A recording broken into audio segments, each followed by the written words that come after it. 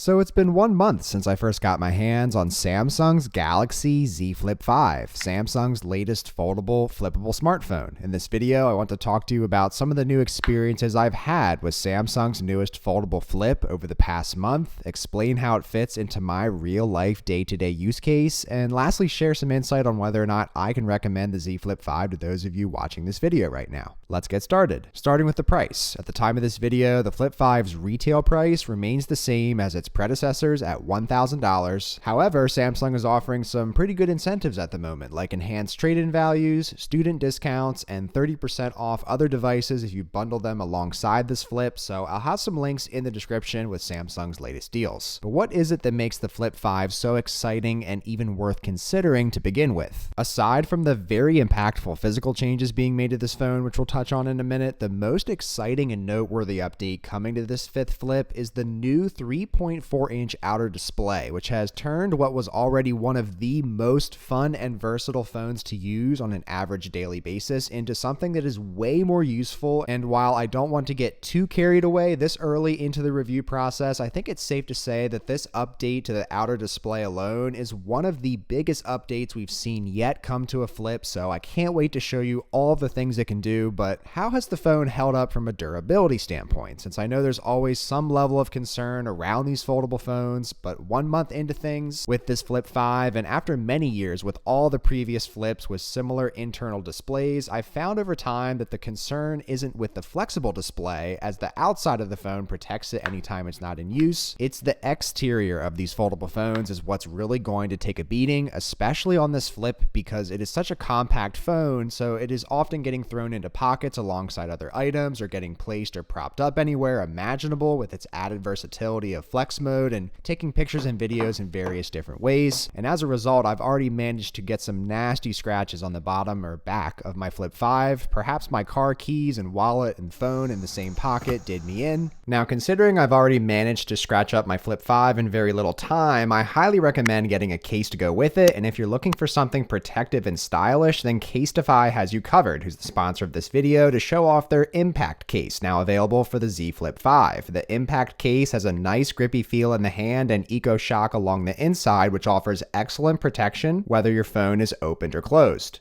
Against my better judgment, I dropped my Flip 5 directly on concrete, and after 5 or 6 painful sounding drops, to my surprise, my expensive flip didn't take any damage on either the inner or outer display. So whether you're simply after the good protection and want to showcase the color of your phone, opt for something with a little flair, or anything in between, CaseTify has countless options for you to look through on their website, so check out the first link in the description to look at these for yourself, in addition to getting 15% off your order. And again, a huge thanks to CaseTify for sponsoring this video. Now, whether or not you use a case with this phone doesn't change how enjoyable this phone is to use and hold in the hand, with the physical benefits to the folding mechanism I touched on earlier. While it may not seem like much on video, in person and in hand, the cleaned up gap and slimmed down hinge compared to the Flip 4 gives this 5 more of a slim and streamlined feeling when folded up, and even more importantly, the opening and closing experience on the Flip 5 is way more enjoyable. Enough for it to be a defining difference from the 4, not even factoring in the whole new outer display update. The Flip 4 had a much more rigid opening and closing process, which again doesn't sound like a big deal from an outsider's perspective, but when you are opening and closing your phone anywhere from 20 to 50 times a day, you want to have a smooth and fluid experience, especially when the phone is expensive as it is, and the Flip 5 doesn't disappoint. The hinge is still sturdy enough to allow for the phone to be partially opened up for watching videos or using it as a stand for taking pictures and filming videos, but it is a lot looser in a good way to allow you to open and close the phone very easily with either 1 or 2 hands. I can easily close the phone with only my index finger and open it up with my thumb, which is really convenient. And the deeper I dive into this review and using this Flip 5, I strongly feel that convenience is the strongest selling point of the Flip when factoring in its easy opening and closing.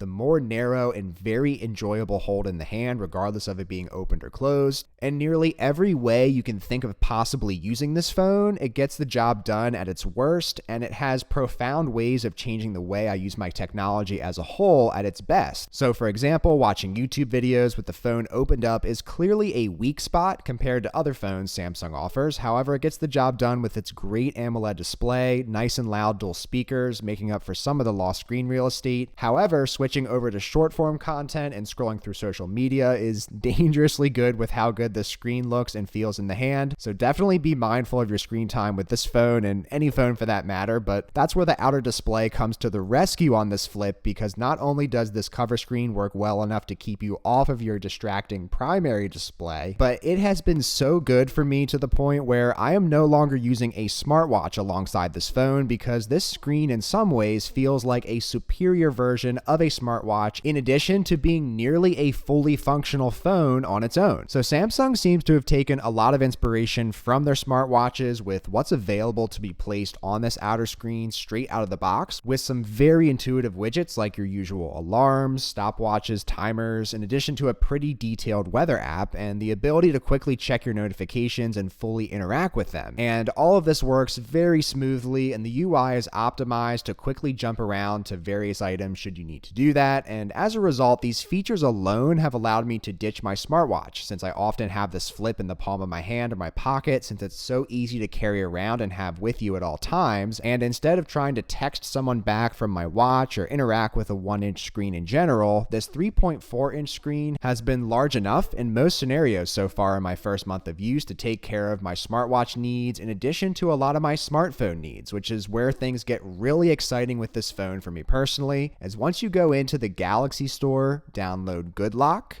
go into Multistar and enable the app launcher for this cover display, this screen can now essentially do 90% of what any phone can do, but in a way that is a lot more useful to average everyday life and a lot less distracting. As soon as I enabled this feature and looked through the apps I wanted to add to my cover screen, my mind immediately filled with ways this outer screen would be a lot better suited for my basic needs out of a smartphone on a daily basis, and I haven't looked back, such as simply reading a Bible verse of the day, controlling my smart lights around the house, replying to a text message, which by the way, the keyboard is large enough to comfortably type on, quickly checking my emails, YouTube channel, or investments, switching up my music on Spotify, sending out or requesting Venmo payments, turning on or off a VPN, being able to reference my notes and have enough screen real estate to read, scroll, and make additions or adjustments. I could dedicate an entire video solely to this outer display and all of the use case opportunities it opens up, but for the sake of simplicity, just know that this cover screen has already been a game changer for me in my first month of use, and I can't wait to find even more use cases for this outer display in due time. One of those use cases also being extra versatility of the cameras, since this phone can be propped up and positioned in really any way imaginable for taking pictures, videos, and selfies. This phone has been very enjoyable to open up at a moment's notice to quickly capture any kind of pictures or videos. However, the lack of a capable zoom lens is something I still wish to see addressed in the future on this flip, since every other high-end Samsung phone I can think of has at least a 2 or 3 times optical zoom, whereas the Flip only has a 10 times digital zoom, which is serviceable at best. However, these cameras are still excellent for your everyday photos, and especially the 4K 60 video comes out really well on this Flip 5, much better than what can be found on the Motorola Razr Plus that I recently checked out on the channel. But the battery life is another area I've noticed an improvement on this Flip already in my first month of usage with the new Snapdragon 8 Gen 2 processor packed inside this phone. Now, there was certainly nothing wrong with the battery found on my Flip 4 from last year, as it could get upwards of 6 to 7 hours of screen on time in a single charge, which I'm also finding to be the case here on the Flip 5. However, the Flip 5 has been lasting 1.5 to 2 days before needing to charge up again, which has definitely impressed me considering this phone's size and smaller battery capacity. At its worst, I've gotten as low as 5 hours of screen time using max brightness over the course of 2 days, but more times than not, I'm usually getting 6 to 7 hours of screen time in a day and a half of use, which tells tells me this phone will undoubtedly get you through any single day of use no matter what you throw at it. So it's safe to say the reasons of the past to choose a conventionally sized smartphone for its inherent benefits over a foldable are continuing to fade away generation over generation, and the Flip 5 isn't just holding its own compared to its conventional counterparts, but I think it is excelling on the folding phone front as well when comparing it to its top competition like the Motorola Razr Plus. While that phone does have a superior resume in some ways given its larger outer display in addition to its larger inner display, the Flip 5 has made the folding phone experience as smooth and seamless as possible, with very satisfying and smooth and near silent opening and closing with either one or two hands, whereas the Razr feels and sounds a little more clunky in the finer details of its mechanism, such as having more resistance when trying to close the phone with one finger, whereas the Flip 5 closes with ease. And overall, in person, in hand, you can tell that this Flip 5 is very well refined from a physical perspective, which I think goes a long way when it comes to these foldable phones, and it makes me more inclined to lean towards it even if it may not have the biggest displays currently available on these compact clamshells approaching the end of 2023. But overall, 1 month later, I'm really liking a lot of aspects of this Flip 5, and in a lot of ways, I think it's safe to say this fifth Flip is the biggest year-over-year update we've seen yet for this Flip series, but more importantly, I think it is a genuinely useful phone for the average smartphone user with the new, very serviceable outer display, battery-efficient and high-performing processor, cleaned-up physical footprint, and silent and seamless opening and closing. It's rare to see so much refinement and improvement year over year in today's smartphone market, but Samsung has managed to do just that with the Flip 5, and it's safe to say this Flip will continue to be found in the palm of my hand for the foreseeable future. And if you decide to get one for yourself, I hope you enjoyed as much as I have in my first month of usage, but I'm curious to hear your thoughts on the Flip 5 1 month into things so far in the comments below. And if you enjoyed this video, then be sure to give it a thumbs up, and please consider subscribing to the Shane Symonds YouTube channel today, since I have 1 month later reviews coming up very soon on the bigger brother Fold 5 and the Tab S9 series, so stay tuned for that, and thanks so much for watching.